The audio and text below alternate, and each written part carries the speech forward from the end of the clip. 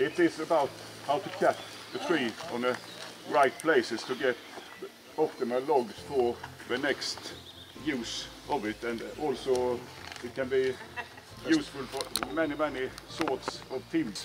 Remember, you have steps, price steps from quality, you have price steps from the length. You will get more paid for long log and less paid for short. And you have also steps from the diameter. There's diameter classes, 2 centimeter interval. Those are also price steps on those. So you have to work with 3 different price steps in those kinds. And the price of the pulpwood is 400 kronor per foot. 7,5. So these open lands, we left the meadows and where we were grassing in the forest. That was a result of hundreds or thousands of years of farming, you can say. These areas, the meadows and so on, it has enormous biodiversity, and we are losing these areas, the whole Europe. And if you just leave them and doesn't do anything, it will be forest in a quite short time. 20, 30, 50 years, it's a forest. Then we lose the habitats for many flowers and insects and butterflies. So that is a question about what kind of food do we want to eat. We must eat meat and products from meadows.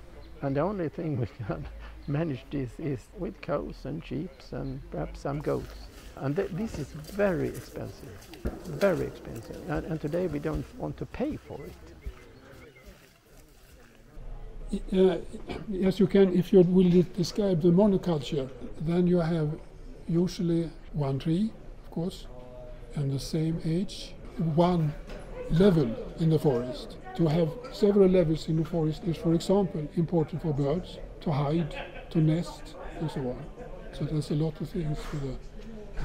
And then several levels. If you don't clear cut, the low level can be the new forest if you cut the some of the old trees, and then you have a regenerated forestry.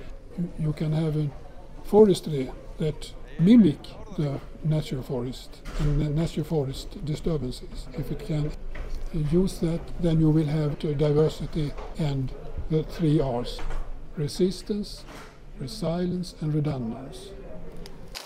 Bent Pörsgate, vad heter det på? It's a fungi who goes attack the pine, mostly just below the crown or halfway up in the crown. So I think I'm not allowed to make a clear cut here because of environmental laws. And it doesn't matter because I don't want to do it anymore. That's beautiful.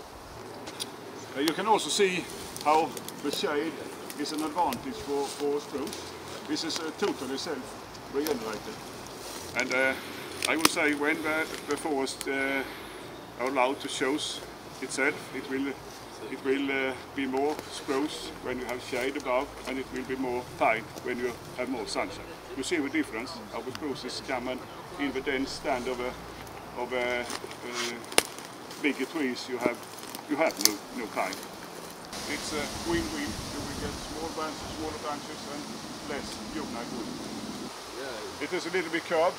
At the moment I left it for concurrent, also in competition to the other one. It will make a natural pruning, and it will have a break and that one to the right. The top, but maybe it will straight out. So if I come here in 5 years or something, and that seems to be straight, I will take the other fossil on the left. It's quite low dense because it was a natural opening and some rocks, stones. So, but if we imagine I have made a hectare here with the same method, I have been 5 to 7 years. I make the next thinning, and then I take out some wood, pulpwood. In older time, the creeks and the small streams, it was open. It was meadows close to these areas, of course, because there you find best grassing areas. And today we have changed it so much, so sometimes it's spruce close to this water system. And then you will have humusämnen, humus, the water will be more brownish and not so clear anymore. And the reason is more forest, more spruce perhaps, but you should also have the same problem, I'm sure, with beech and oak close to the streams. The water is very important, and to have another type of forestry close to the water. Better to have black alder or birch or ash or whatever close to the streams, and that will produce much more insects in the water, in the little stream, and you will have more fish and so on.